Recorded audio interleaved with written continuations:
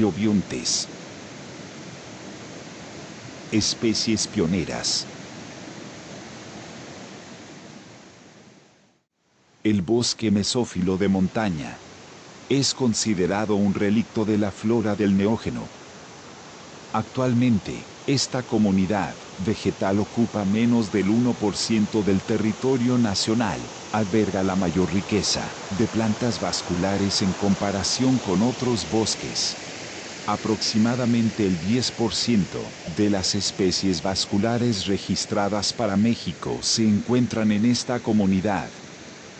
La gran causa de su diversidad florística se debe a la convergencia de especies de origen neártico y neotropical, así como una gran diversidad estructural, compuesta por especies arbóreas establecidas durante los periodos glaciares, cuando las condiciones ambientales eran más frías y húmedas que las actuales. Este día me encuentro en este hermoso bosque mesófilo de montaña, ubicado en la región norte del estado de Puebla. El objetivo de estar acá es para que empecemos a conocer un poco de las especies, empecemos a conocer las plantas y empecemos a conocer las diferentes comunidades vegetales. Conozcamos cómo viven los briobiontes y dónde viven. Esperemos encontrar en este recorrido los Anthocerotophyta, los Marchantiophyta y los Bryophyta. Esperemos encontrarlos todos y espero que sea de su agrado. Los briobiontes son embriofitas no vasculares que surgieron en el Devónico. Se diferencian porque en su ciclo biológico el gametofito es la generación dominante y con alta complejidad anatómica y morfológica, mientras que el esporofito es efímero y totalmente dependiente del gametofito. Los briobiontes son un grupo de organismos que se separaron tempranamente del resto de las plantas terrestres, dando lugar a tres linajes diferenciados: los musgos, Bryophyta, hepáticas, Marchantiophyta y Anthocerotophyta. Son considerados especies pioneras debido a la capacidad que presentan de aprovechar el agua y humedad presente en el ambiente, permitiéndoles colonizar casi todos los tipos de sustratos. Además retienen sedimentos que al paso del tiempo forman cúmulos de materia orgánica que permite que especies con mayor demanda de nutrientes puedan comenzar a establecerse. Los briobiontes han desarrollado mecanismos para compensar la incapacidad de retener agua. Muchas especies eligen los bosques templados y tropicales, comunidades vegetales en donde el agua y humedad en el ambiente son permanentes. En esta roca vamos a tratar de bajar algunos ejemplares. Como ustedes lo pueden ver, ¿sí? Este tronco está lleno de musgos y vamos a ver qué podemos encontrarnos en este grandioso árbol. Vamos a tratar de subir.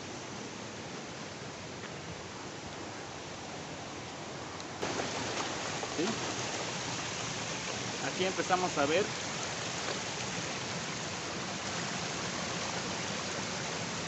una gran cantidad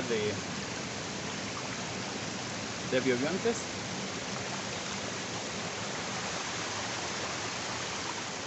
Aquí nos encontramos a otro grupo, que es el grupo de los Anthocerotophyta.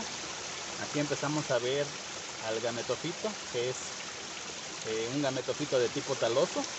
Se encuentra en un lugar con demasiada humedad y sobre todo con constante agua. Sí, aquí vemos otra comunidad. Los anthoceros son una pequeña división que consta de aproximadamente 100 especies registradas para todo el mundo. En la región neotropical se conocen alrededor de 30 especies, de las cuales 20 se encuentran registradas para México. Se caracterizan morfológicamente por presentar un gametofito de tipo taloso, de colores que van de un verde claro a verde intenso y muchas veces son translúcidos, con rizoides unicelulares claramente visibles que asemejan un mechón de pelos en la parte ventral. Entre las particularidades, presentan células con un gran cloroplasto, que contiene un conjunto de cuerpos proteicos que forman al pirenoide. El pirenoide está asociado a la fabricación de almidón a partir de la condensación de la glucosa. Es de resaltar que el pirenoide es propia de las algas marinas. Además, cuenta con cavidades mucilaginosas ocupadas por cianobacterias del género Nostoc. El esporofito surge cuando los cigotos forman embriones a partir de una primera división longitudinal y divisiones subsecuentes transversales. Las células de la base formarán al pie y las superiores a la cápsula. A diferencia de los otros dos linajes de briobiontes, este esporófito carece de una seta. Las células formadoras de la cápsula pronto se dividen periclinalmente. Sin embargo, las de mayor actividad mitótica serán las de la base y los prototejidos se diferencian a partir de las células del ápice. Es decir, el crecimiento de la cápsula en este grupo se da por la intercalación del meristemo y la maduración va del ápice hacia la base. Los prototejidos de la cápsula son el endotecio, que madurará en una columela cuyo papel es auxiliar al sostén de la cápsula, y un anfitecio, el cual formará el tejido esporógeno a partir de las capas interiores, y una corteza clorenquimática, limitada por una epidermis con estomas funcionales, a partir de las capas externas. En el tejido esporógeno se da el proceso reduccional meiótico que formará a las esporas haploides. Algunas células que no llegan a diferenciarse se alargan formando pseudoeláteres, que auxiliarán en la dispersión de las esporas como resortes impulsores. El esporófito maduro tiene una dehiscencia longitudinal bivalvar.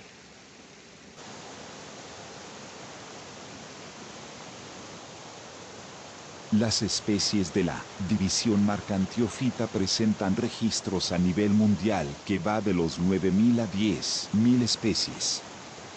La morfología del gametofito en las hepáticas es sumamente diverso y especializado. Los rizoides pueden tener formas más variadas y mayores funciones. En los gametofitos de tipo taloso, los órganos sexuales pueden nacer en el dorso o vientre de talo, o bien en gametangióforos dioicos especializados en forma de paraguas con diferente número de lóbulos. Los conceptáculos en forma de copas, que se ubican en la región dorsal, contienen yemas que las especies han perfeccionado para llevar a cabo la reproducción asexual, permitiendo de esta manera acelerar la expansión y colonización del sustrato. Los gametofitos foliosos presentan filidios insertados oblicuamente en el caulidio, generalmente tienen un estrato celular, carecen de una costa o vena media y son sésiles, con ápices redondeados a lobulados. Los órganos sexuales pueden presentarse en el dorso, en el ápice del gametofito. Algunas especies presentan heterogeneidad entre los filidios. Los de menor tamaño y ubicados comúnmente en la parte ventral son conocidos como anfigastros. Otras especies presentan filidios isomorfos. Los esporófitos son sencillos, se componen de un pie y una seta que puede ser muy corta o alargada, y alena la mayoría de las veces. La cápsula es oblonga o redondeada y generalmente tiene una pared constituida por una capa o hasta 4 capas en algunos grupos de células estériles que encierran a las esporas y los eláteres acompañantes. Me encuentro de este lado de la carretera y vemos cómo todo este tapiz de color verde ha sido propagado por musgos. Sí, aquí tenemos otro ejemplo muy importante de cómo estas especies son consideradas como especies pioneras. Vemos que empiezan a colonizar toda la parte del asfalto. Aquí, por la intensa cantidad de humedad, les permite pues crear esas grandes colonias. Y vemos también cómo esta barda empieza a ser tapizado por estas especies. Una vez que estas forman una pequeña capa de materia orgánica, otras especies se abren paso para ocupar estos lugares. ¿sí? Principalmente especies de gran adaptabilidad y que requieren pocas demandas de recursos para poder sobrevivir. Sí, vemos toda esta parte, está tapizado totalmente de musgos.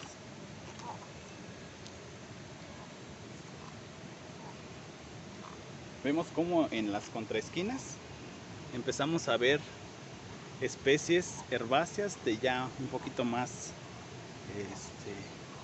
de mayor altura, que requieren ya un poquito más de recursos, debido a que en la parte de la contraesquina con el muro y el asfalto se está acumulando ahí la materia orgánica, y esto permite que las especies empiecen a crecer y a desarrollarse de manera correcta.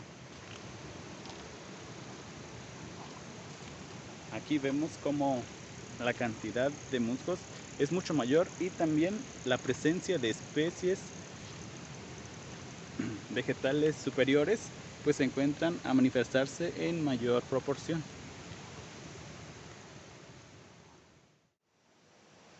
Los musgos son el grupo más diverso de los briobiontes. Se ubican en casi todos los ambientes y sustratos.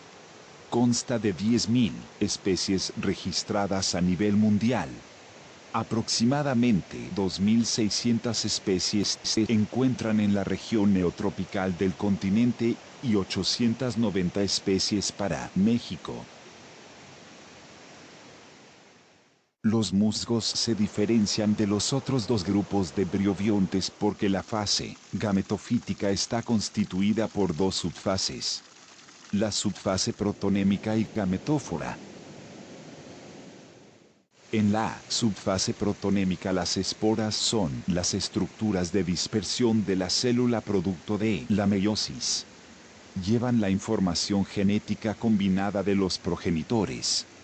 Estas germinan en algún medio ideal y forma un filamenteo de células llamado protonema. El protonema crece debido a la actividad mitótica de una célula apical y pueden ramificarse multitud de veces para formar un conjunto de redes. Generalmente se conoce como cloronema al filamento, con cloroplastos y caulonema cuando los filamentos son profundos en el sustrato y carece de ellos. Bajo los efectos del ambiente como la calidad de luz y nutrimentos, los protonemas forman yemas de las cuales comienzan a surgir gametóforos dando paso a la subfase gametófora.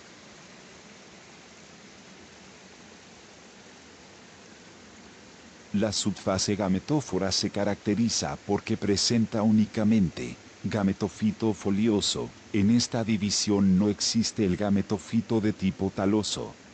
Los filidios se insertan de manera transversal al caulidio a diferencia de las hepáticas foliosas que lo hacen de manera oblicua. Los filidios pueden presentar o no presentar la costa o vena media. En las especies que presentan costa, esta es la única parte del filidio que tiene más de un estrato celular. En ocasiones en ella se diferencian hidroides y estereidas. Entre otras funciones pueden portar conjuntos de propágulos vegetativos como las lamelas o papilas. Los gametóforos tienen el papel de formar a los gametangios. Estos nacen en pequeños receptáculos rodeados por un conjunto de filidios semiespecializados llamadas periquecio. Los gametangios están libres del tejido y normalmente se encuentran mezclados con tricomas pluricelulares hidrofílicos llamados paráfisos. En el receptáculo arquegonial, los paráfisos mantienen un microambiente acuático. Las gotas de agua con espermas son atrapadas por los paráfisos.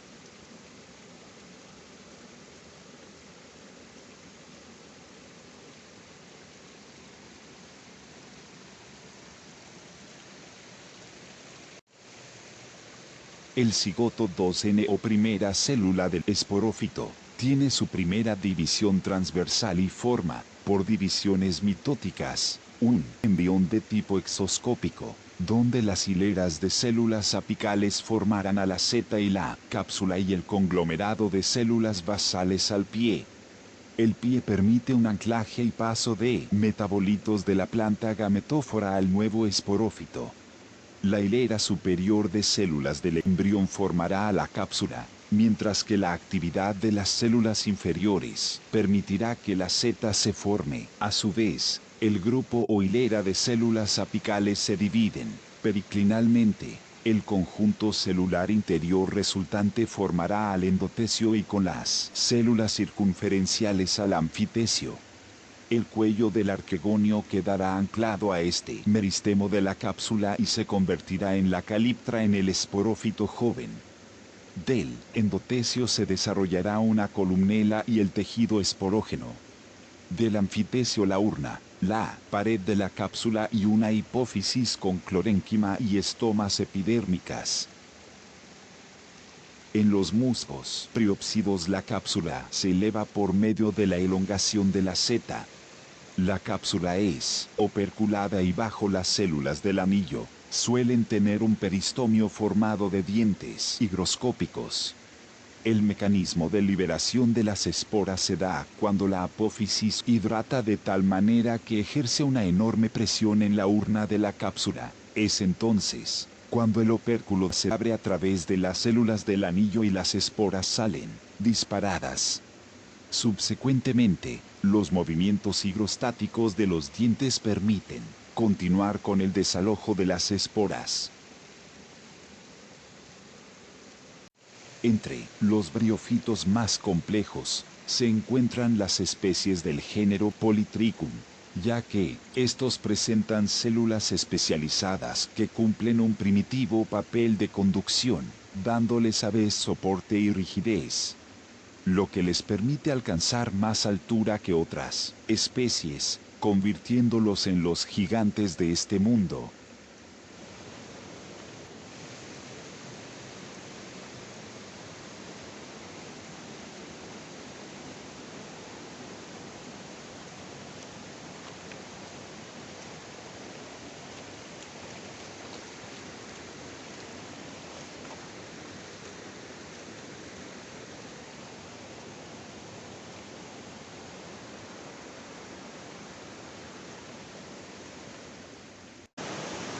Bien chicos, terminamos este recorrido.